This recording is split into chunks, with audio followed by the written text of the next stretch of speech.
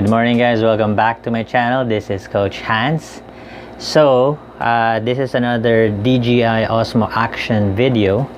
I'm gonna show you basically some of the features that the Osmo Action has. So we're gonna try and go through the menu of the action camera. All right, so again, in the box, this is what you get. I'm gonna insert a picture. So you get the actual camera, Dji Osmo Action. It comes with its own cage that has a mount. So that's the latch, so that you can use existing mounts from GoPro or any other action camera with a similar dimensional design. It also comes with a battery. Now the unique design with the battery is basically the cover for the bottom. So the Dji Osmo Action camera is basically open without the battery.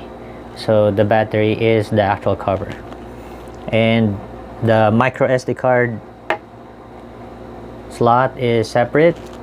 So this is separate, so that's where the micro SD and the USB port resides. So it's separate from the camera. Comes with two mounts, a flat, round, and then a rectangular curved mount. And it has a sort of like a quick release functionality wherein you can just simply swap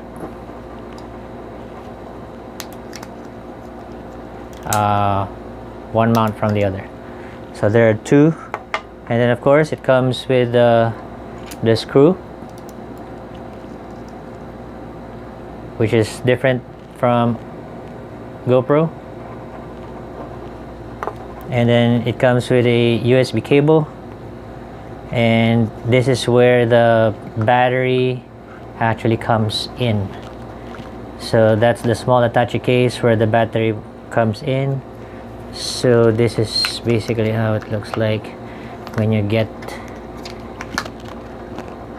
it inside the box. And there's a specific clip-on micro SD card where you can clip on an extra micro SD card. And that's basically it. The box, of course, and ito lang. I think they can do a better design. This does not close anymore. So kapag na-open mo na siya, wala na, hindi na siya virgin. Hindi mo na siya mako-close. So the box, ayan, andyan na yung silica gel, yung lagayan ng USB cable, and then yung mga protective film for the glasses, the lens. Oh, yun. And of course the reading materials, the paraphernalia. So that's basically what you get inside the box for the Dji Osmo. So I'm gonna put in the battery so that I can show you basically how it looks like.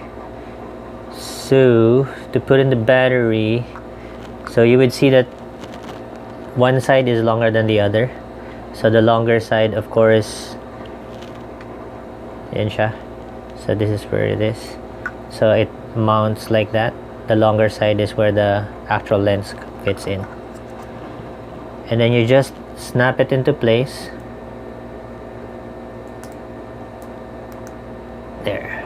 Make sure that both latches is fully secured. If it's not, you would see an orange color. So if you're still seeing an orange part, it means that the battery is not fully closed, so it has not fully locked. So that's a good visual indication that your battery is not flushed with the camera. And of course, if you're planning to go underwater, definitely that's the end of your Dji Osmo, kasi papasok dun yung tubig.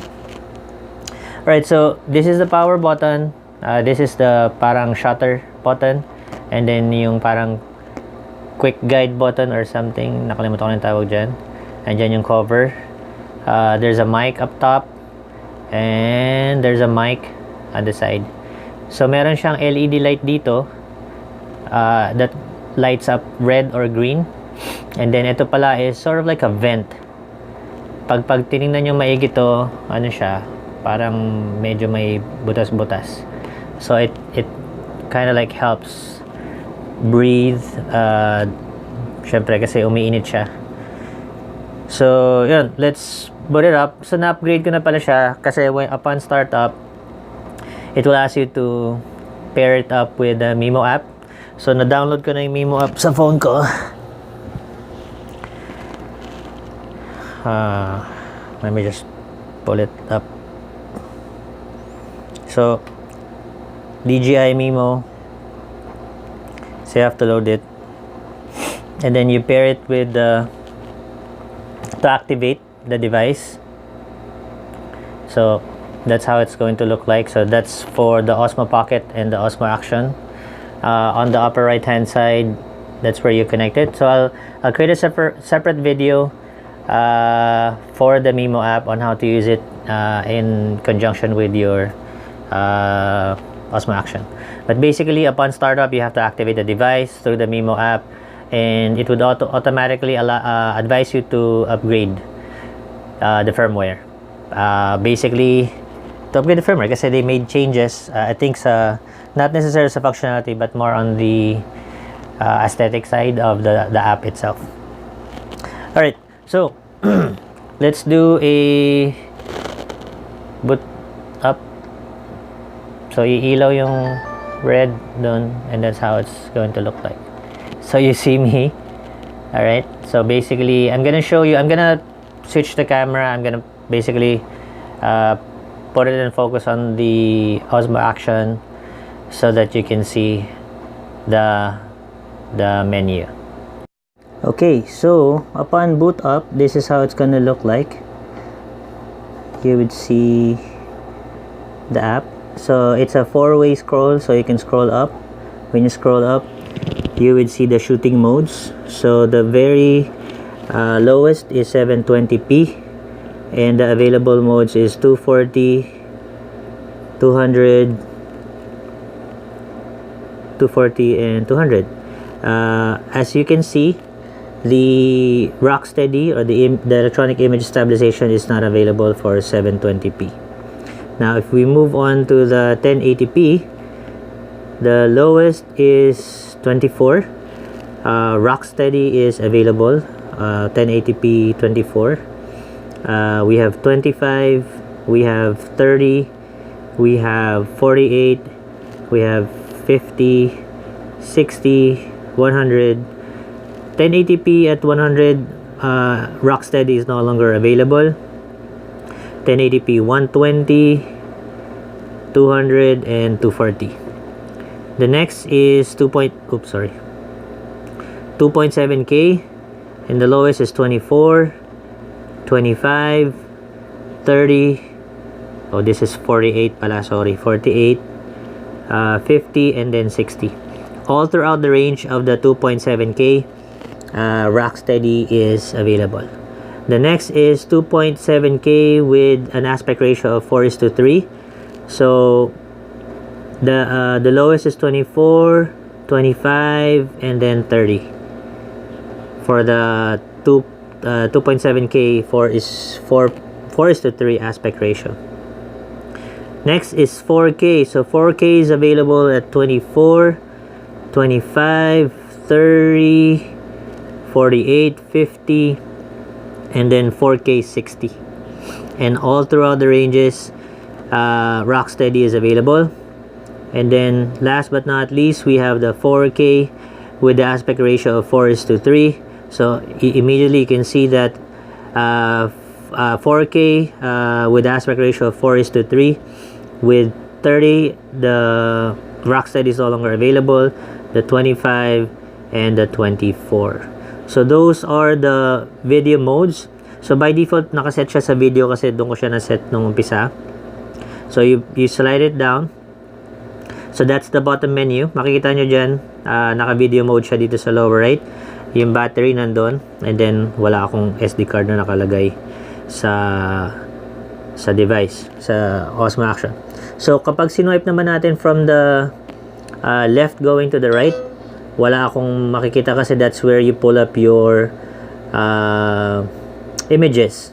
So since wala akong SD card, I don't have any images, you're just gonna hear that audible sound. And then may ilaw din sa ibabaw. Try ulit natin. Uy, saan yun? Oops, mali. Let's try to go back. Ayan, oh. So pag nag-error, may ilaw. Alright, so if you scroll down naman from the top going down, you would basically see your menu. This is the settings menu, the lock, the brightness. This is custom. This is yung orientation. That is parang yung timer, voice command, and then yung setting to ng front screen. Okay, so pag kinlik mo yan, that's the main menu. You would see there the options, which is yung voice command, voice command, smart shot, quick switch, wireless connection, Wi-Fi, wind noise reduction, sound, face orientation, hindi ko mabasa, face oriented exposure, grid, anti-flickering, screen auto sleep, auto power off, LED, language, date, time, of course format SD card. I don't have one, that's why it's grayed out. And then you have what's this, factory reset, and then the about. Okay, so if we click one of them, I'm just gonna show you.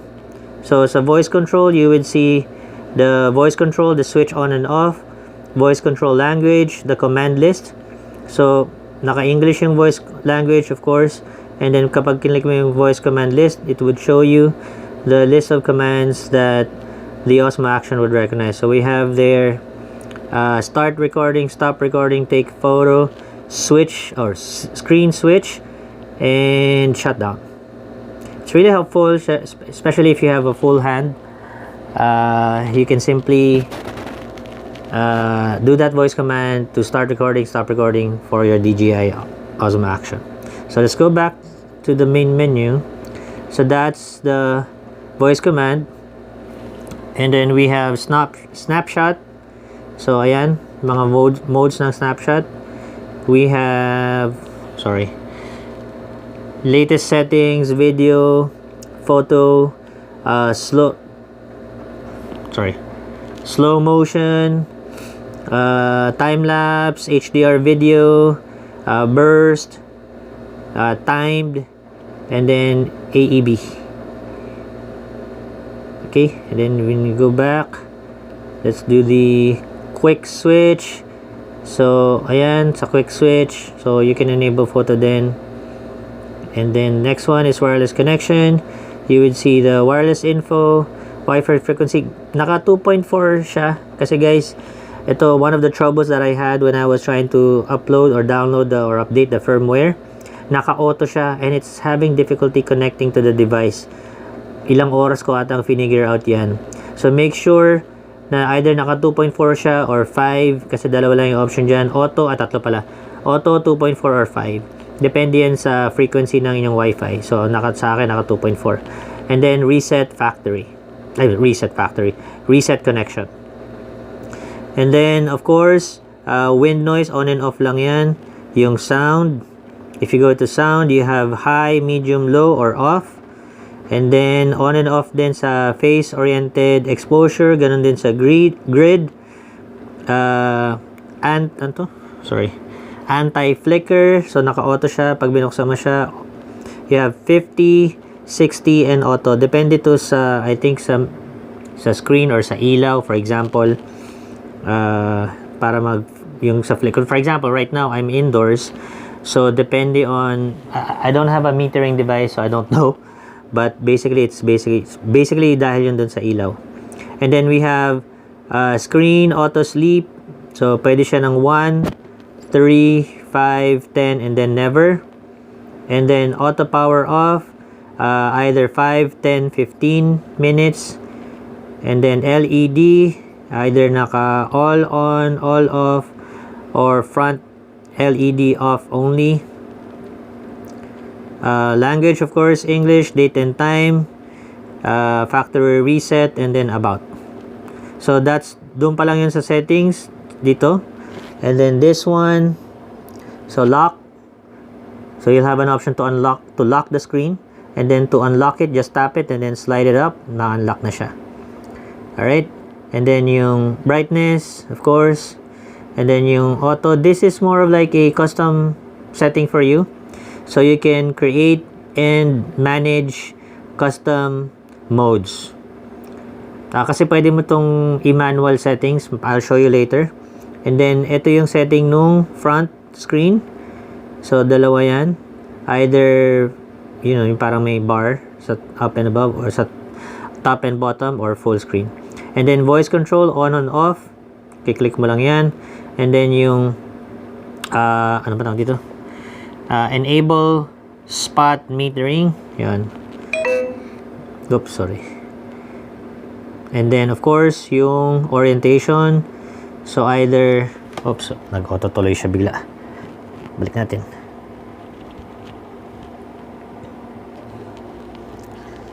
Yan, so auto, up, down. I would recommend auto, so that even if you accidentally flip over your Dji Osmo Pocket, it would basically self-orient. So that's the menu at the top when you scroll top to bottom. Now from left to right, from right to left, this is where you can manually set your shooting modes. So from auto, pwede mo siyang i-manual.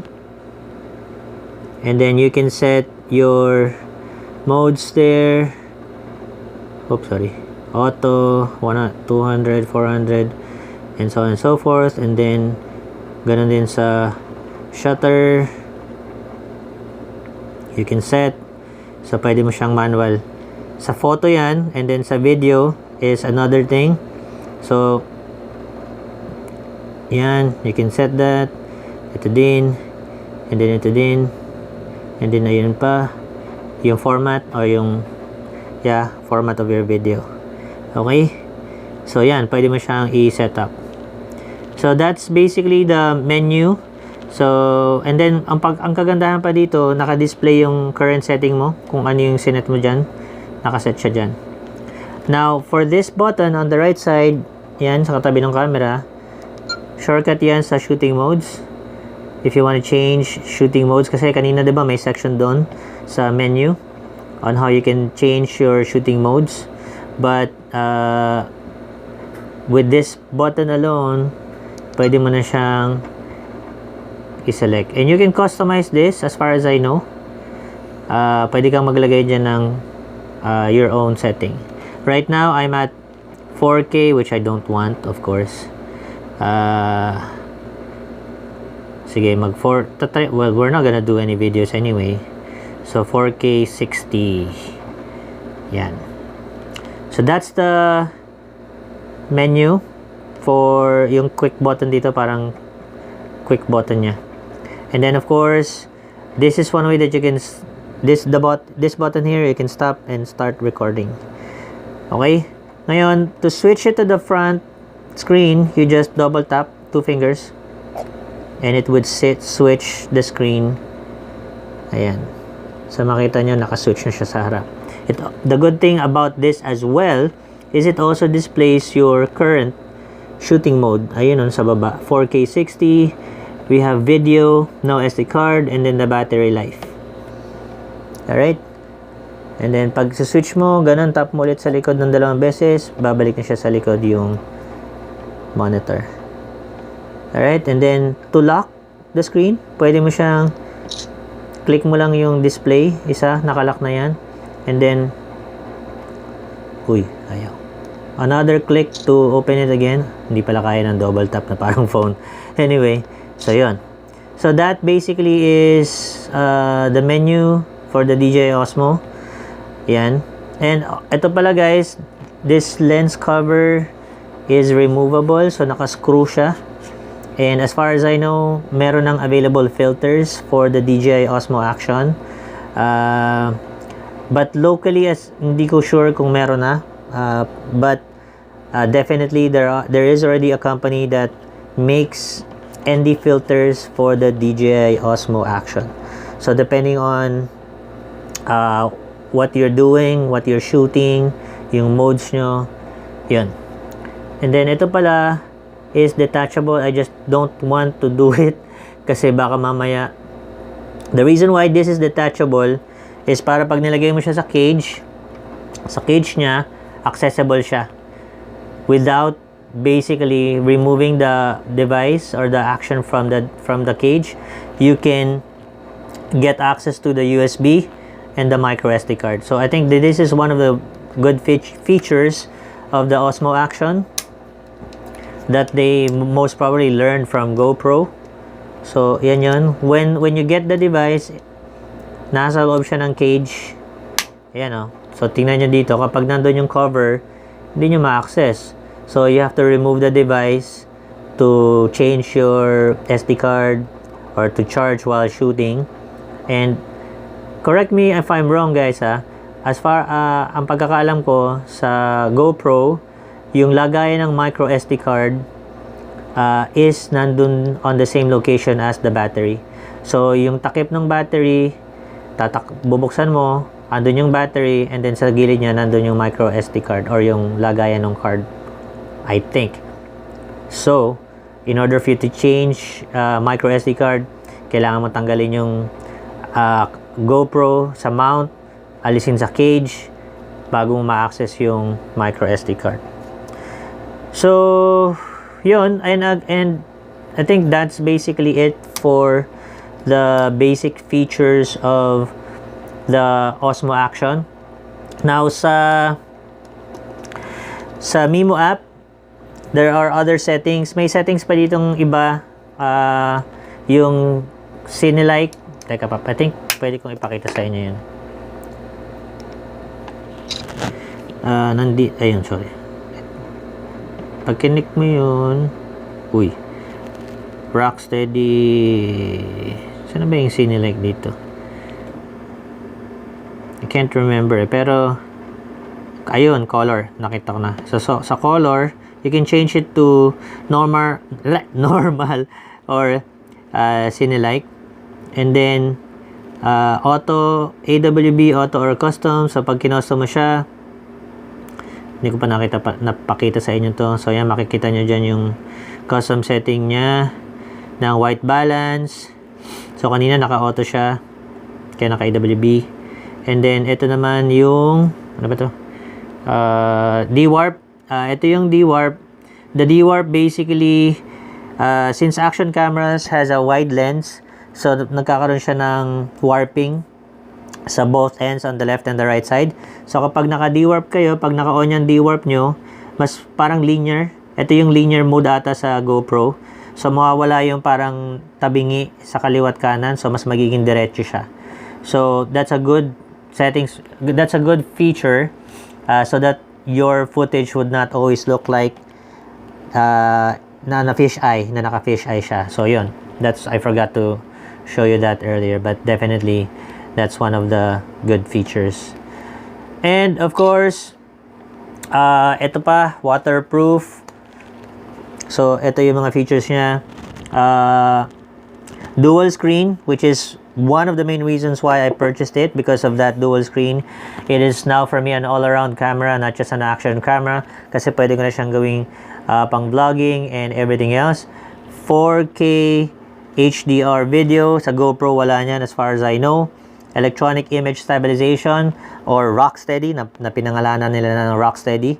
Based on the reviews that I've seen online, the Rocksteady or the electronic image stabilization of Osmo Action is far better than the GoPro Hero 7 Black. It also has 4K 60, 8x slow-mo, and it is waterproof up to 11 meters. Alright, so that is the basic features of the Osmo Action.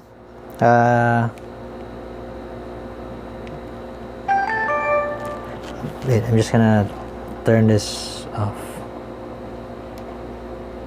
Alright, so that is a basic feature of the may fingerprints pa ka. Osmo Action, so that's how the menu looks like. That's basically how it is. So yun, within the next few days, within the next few weeks, I'm gonna do more content about Osmo Action. We're gonna try out the Osmo Action, those features, the 4K, even the underwater, lahat, sa photos, sa videos, sa time lapse. So I'm gonna do more content so we can really test this baby out and find out how good the Dji Osmo Action is. Ano pa ba? So yun, that's basically how it is. So those are the basic features. I really hope that this is informative for you as it is for me. And within the next few days, like what I said, I'm gonna release more content regarding the Dji Osmo Action. O nga pala, nakalimutan ko na yung raffle. Hopefully later within the day, I will be creating the video for the raffle for the Remax for portable fabric Bluetooth speaker. So keep an eye out for that. Make sure to click the subscribe button, the like button, and the bell icon. Clicking the like button, guys, would really help the video, would really help me. And of course, clicking the subscribe as well and inviting your friends to subscribe to the channel. Napakalaking tulong nun so that we can get to the 1,000 subscriber mark. Maraming salamat sa lahat ng mga sumusuporta sa akin, my friends, my family, my office mates, and to my current and my future subscribers. Maraming salamat. All right, so that's a wrap for the Dji Osmo Action menu or basic features. Always remember, guys, that being the best is not an achievement, it's a lifestyle. So see you on my next video. Have a good day.